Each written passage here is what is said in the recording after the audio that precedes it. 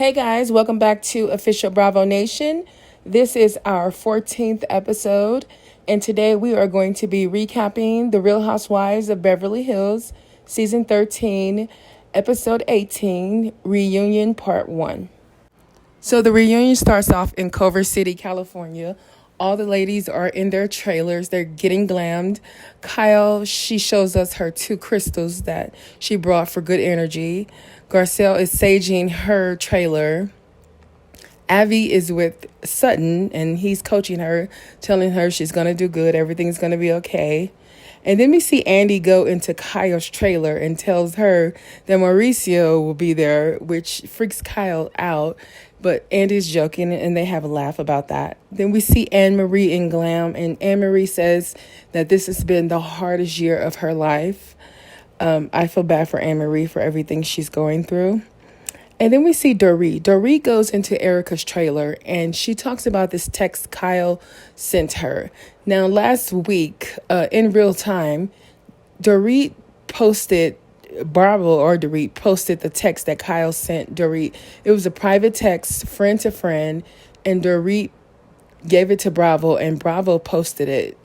And I just think that is so just a shameful thing to do. I mean, there has to be some loyalty amongst friends, even on a reality TV show. Like, you don't post a private text message. That's such a betrayal.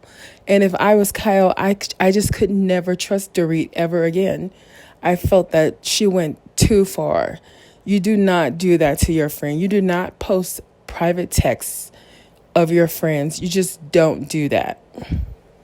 And Dorit tells Erica that she feels like Kyle is trying to manipulate her. She actually says, Kyle sent me a text trying to silence me.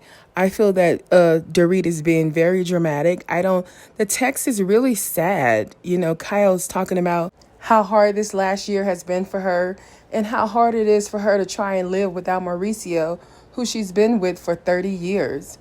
And so I just felt that Dorit betrayed Kyle. And if I was Kyle, I just would never trust Dorit ever again. Then all the ladies come out on stage, and they all look really beautiful in their gowns. Dorit is dressed like Little Red Riding Hood. The best way to describe it is like, you know how the women in Afghanistan used to wear the black burqas, I think they're called burqas, where they cover up their entire bodies and cover up their heads and like their faces showing. Well, Dorit is dressed like that, but it's all red, and she looks like Little Red Riding Hood. And she has a piece of hair stuck to her forehead, and she says she was going for fashion. So Andy says hello. He goes down the couch, both couches, and says hello to all the women. And then he mentions that to Kyle that Erica said she wanted her eviscerated, which is not what Erica said. Erica was on Watch What Happens Live a few weeks prior to the taping of this reunion, and she said, the last 2 years, you've eviscerated me, so I think fair is fair. She was saying that Kyle deserves to be in a hot seat and own up to it, and Kyle didn't take it personally. She understood what Erica was saying, and Erica, when she used the word eviscerated, she was talking about what Andy had done to her. She wasn't talking about Kyle. She didn't say, I want Kyle eviscerated. But Kyle and Erica, they have an understanding. They're all good. Kyle said, Erica has been a really good friend to her. And that is true. Erica has been a good friend to Kyle, at least on the show, as far as we can see. And then Kyle and Dorit discuss their friendship. And Dorit brings up that text and says that Kyle's trying to manipulate her. And she said, you sent this to me the day before the reunion. Do you think I'm an idiot? And so I think it's weird that Dorit wants Kyle to own up to the text. But, I mean, we hear a lot in the news about Dorit and PK and their finances.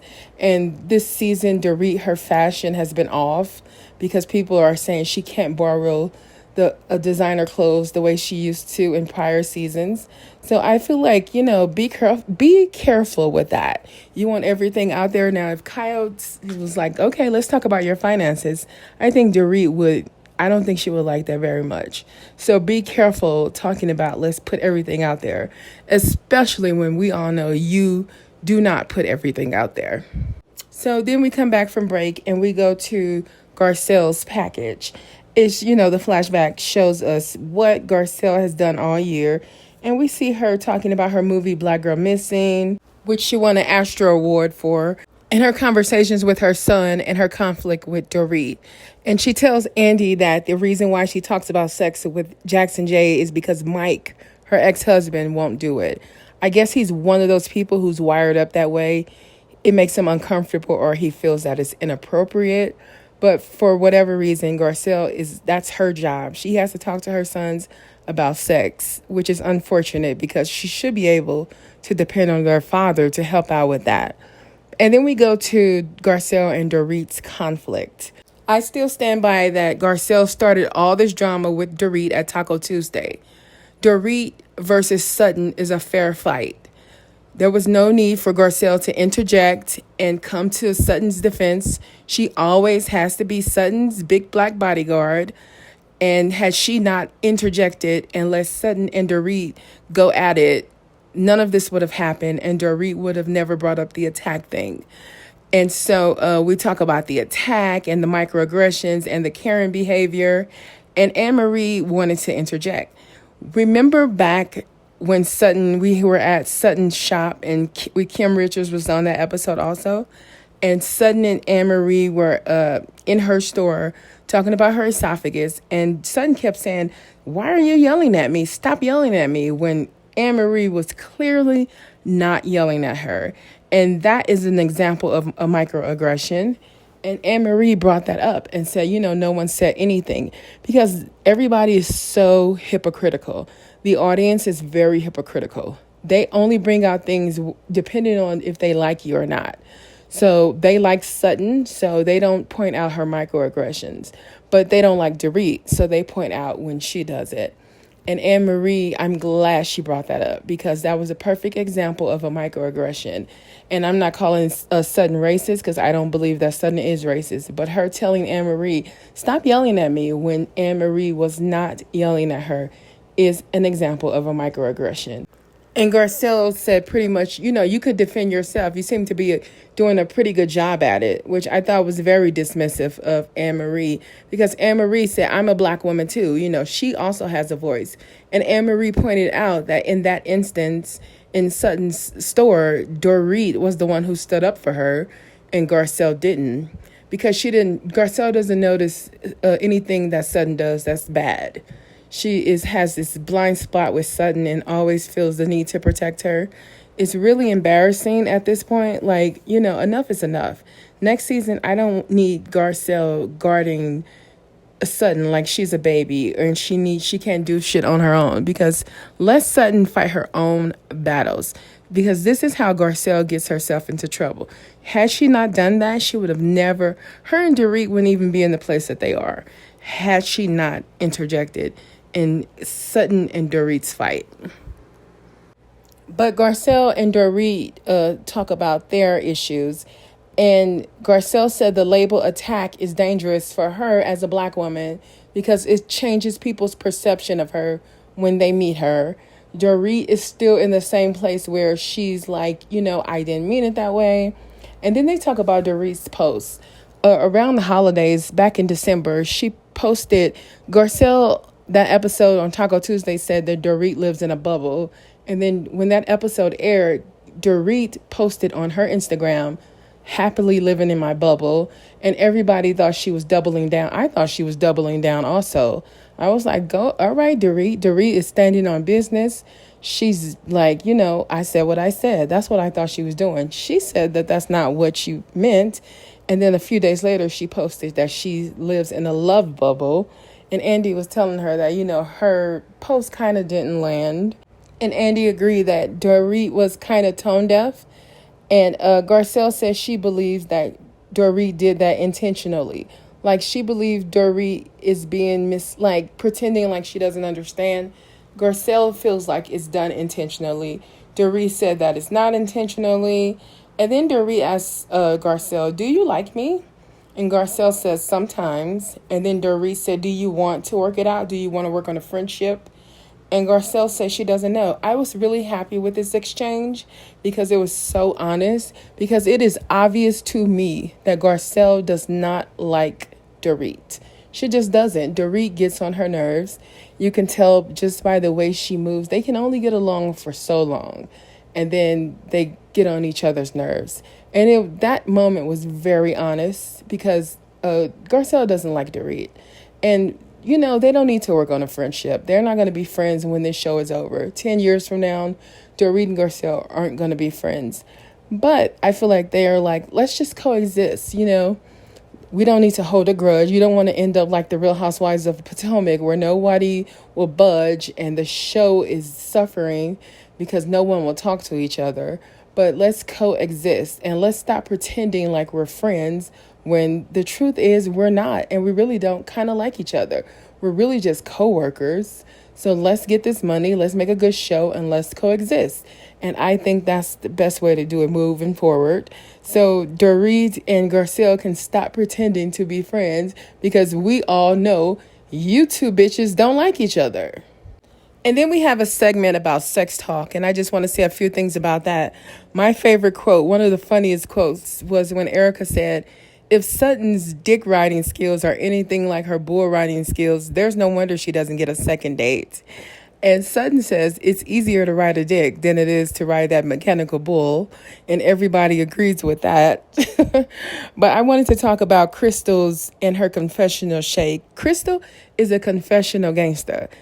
She's like a studio gangster. They talk all their shit in her confessional. She rarely says it to their face. And one of the things she said that I thought was really crude was Dorit hasn't seen a real body part in 10 years. And Dorit was like, exactly what do you think on me is fake besides my boobs? And just like a studio gangster, Crystal didn't stand on business and she took it back and said, I was just trying to be funny.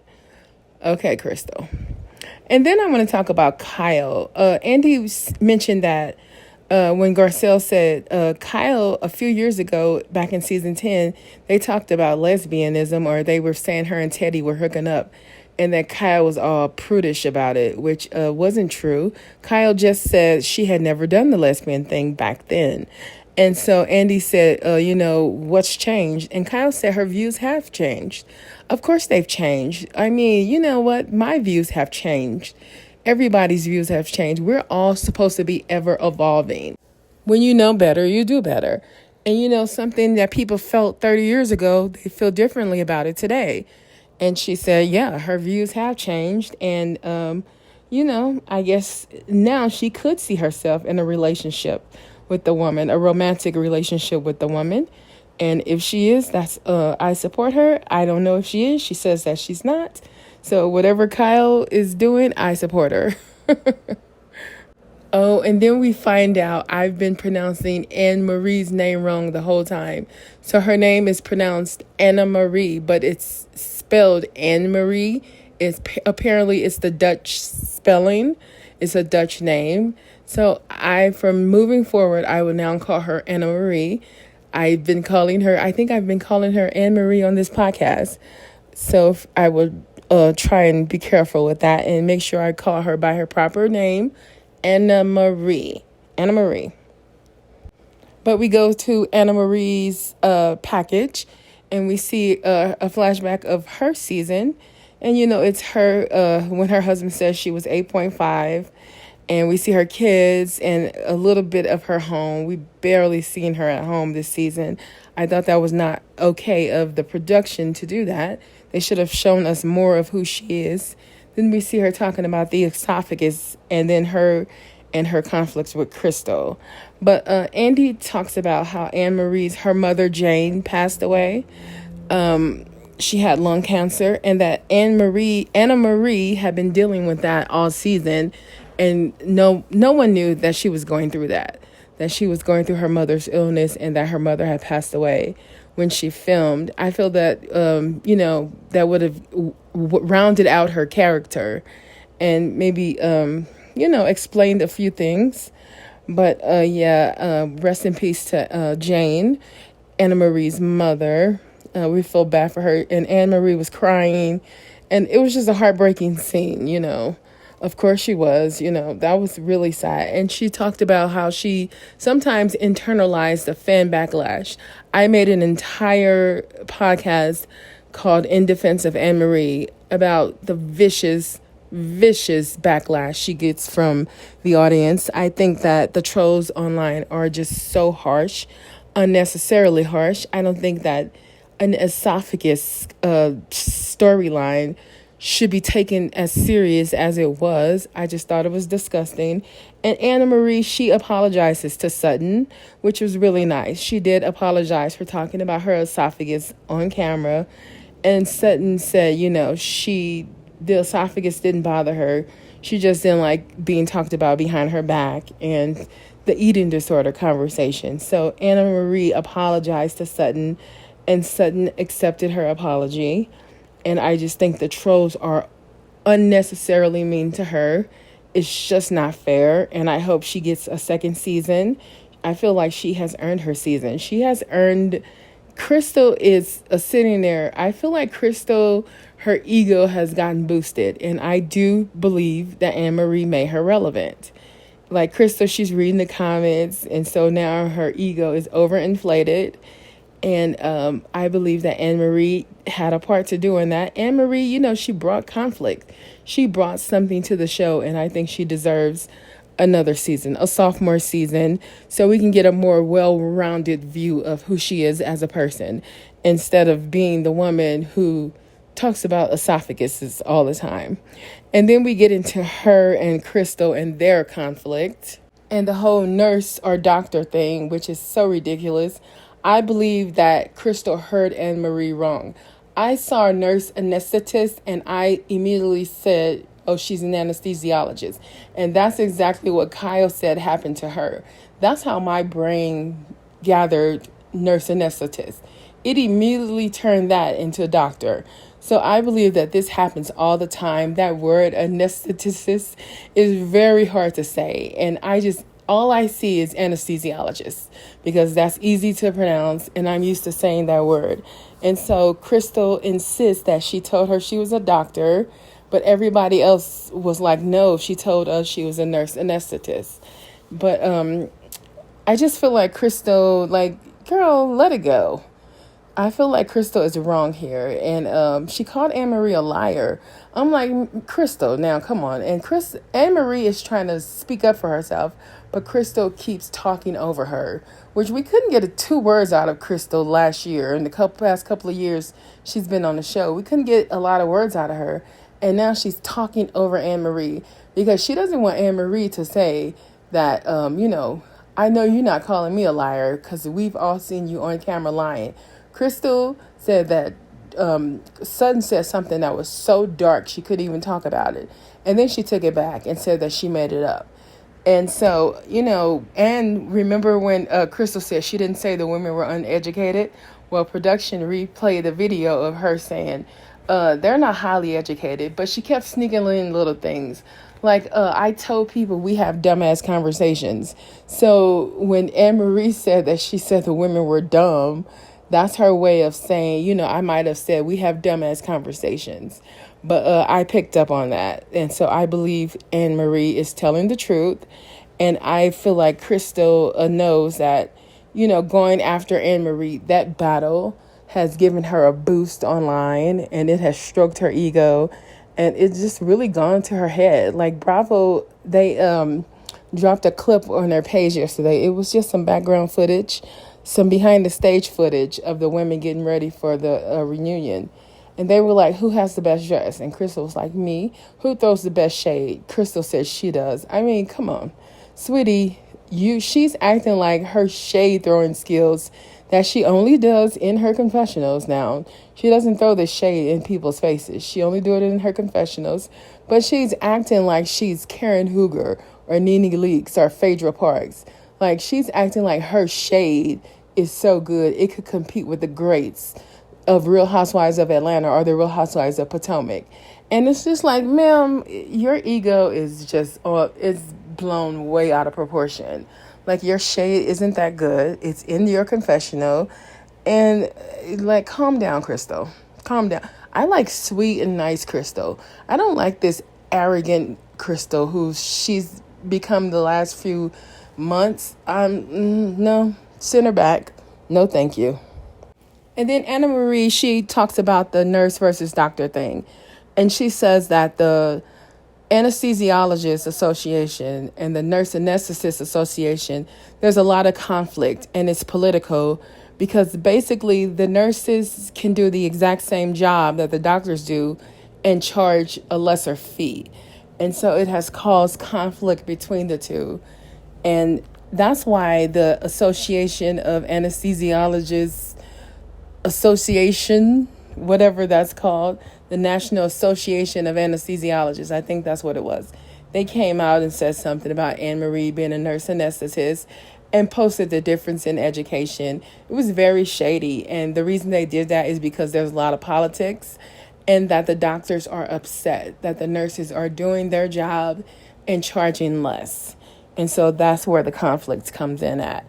And that's why they don't like it when they use the name anesthesiologist, because I think Anna Marie posted that you can now use the term nurse anesthesiologist.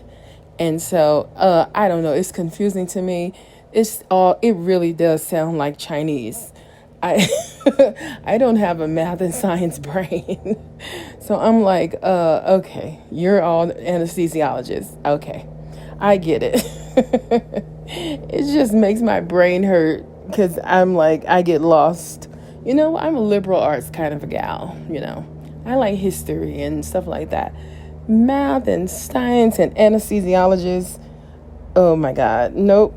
Nope, nope, nope. But then we go to Crystal's package. And the main thing with Crystal is she noticing how skinny the women have gotten in the past few years. She suffers from an eating disorder, and that's a big conflict for her. And also her not speaking up. She's talking to her husband, Rob, about how the women want her to speak up more. But we get into Dorit versus Crystal, because, Crystal does act like an elitist. And Dorit says that she thinks she's the only one with the college degree, which is not true at all. Dorit, Crystal, Garcelle, Sutton, and Anna Marie all have college degrees. I think Erica and Kyle are the only two who don't. So that wasn't true. Dorit actually thought she did something there. She thought she was the only educated one there. She was acting elitist herself in that moment. But Crystal is really upset with Dorit. And she says she's standing on that uneducated comment because Dorit called her a child bride. Now, when this happened, the child bride conflict, I said at that time, I don't know much about the word child bride. I thought child bride was, how you see footage from certain countries where like an 8-year-old girl is marrying a grown man, and it's just so disgusting. Like, I thought that was a child bride, but apparently it's an Asian stereotype. And Crystal said a child bride is equal to a mail order bride, which I don't understand how. Like, I understand a mail order bride because I know a lot of Russians and women from other countries. They, like American men, will order them through a catalog. So I understand the concept of a mail order bride. I don't know why it's equivalent to a child bride. I'm also not Asian, and Crystal is, and she said that's why it offended her. And she said, when she got married, she was 24. She had already finished college, and she was on her way to building her coconut water brand, which is estimated to be worth $100 million today. So, that wasn't true.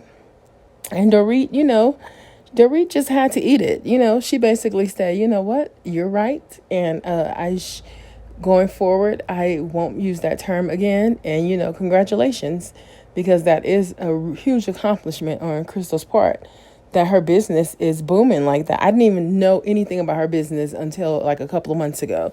She's been on this show for 3 years and she hasn't brought up her business. I just don't understand why she doesn't use her platform. This is what Candy Burrs has taught me and she should have taught everyone. This platform uses you. Bravo uses you for entertainment. They exploit you. They show all your bad whatever. So you know what? It's it's equal. So the women use this platform for their betterment because they're not always going to be a cast member. So you take this platform and you do what you can with it for your future. And so I don't understand why Crystal didn't do that Candy Burris, Bethany Frankel formula and put her business out there and show us what she does for a living. I had no idea she had a coconut water business. None. And she's been on here. This is her third season on this show. That's just a flop. That's a failure on her part. But then again, her business is booming. It's worth $100 million. So maybe she doesn't need the publicity and it does well on its own. But I still think she should use this platform better. Like, use the platform better because the platform definitely uses the women. But at our last segment we go to, it's Kyle's package. We see the OG of the BH. She is with Mauricio. She has a new attitude. She's a new person. Nobody recognizes her anymore. And Andy says she's done with the people pleasing. And we see her package with Mauricio Morgan. She talks about Lorraine's suicide and about how she turned around her fitness. Like, she's very focused on her fitness. But Andy asked Kyle, how is she dealing with Lorraine's suicide? And she says sometimes she's like disassociating, and then the other time she feels numb and can't get out of bed. So, she's still dealing with that and trying to process what happened and being left here with no answers, which is so unfortunate. But then the last thing we see is Kyle and Dorit. Kyle is upset with Dorit because of what happened at the reunion in season 12. So Kyle is saying that Dorit agreed with her that Kathy was out of line, but the audience was, they were all cheering on Kathy and believed what Kathy was saying. And Kyle said behind the scenes, Dorit was agreeing with her, but when they got to the reunion, Dorit was like, she just wants you to take some accountability. And that really pissed Kyle off. And Kyle said that she feels that Dorit is playing to the audience, trying to score points with the audience. And that she feels that she does that all the time. And then that's where the episode ends. And we see previews for next week. And we're going to get into a little bit of the Kyle and Sutton. And I think, I don't know who was that Dorit and Crystal still going at it? I don't know. Oh, yeah. And Erica, he asked Erica about meeting with the victims and that whole thing. I just avoid that topic with Erica and her legal battle. You know what? I don't want to get into that. But that is the end of episode 14. And I want to thank you guys for listening. And I will see you guys next week with the wedding episode of Love is Blind season 6. I think it's episode 12. And so thanks, guys. Thanks for supporting us. You guys can click on the links in our Instagram page at Official Bravo Nation _ and we have links in there where you can support this podcast and help us grow. You can send the money through Venmo or through our Spot Fund. Is it called Spot Fund or did I just make that up? But yes, guys, help support our podcast. It's just me and my iPhone, and so I guess the quality of the broadcast could be better if I had better equipment. I'm trying to grow. My numbers are growing. They're getting better. It's really funny to watch the analytics. And you can see like, oh, okay, I got 28 listeners, which I love. Thank you. I appreciate my 28 listeners. And so thank you guys. I really, really appreciate it. And see you next time. Bye-bye.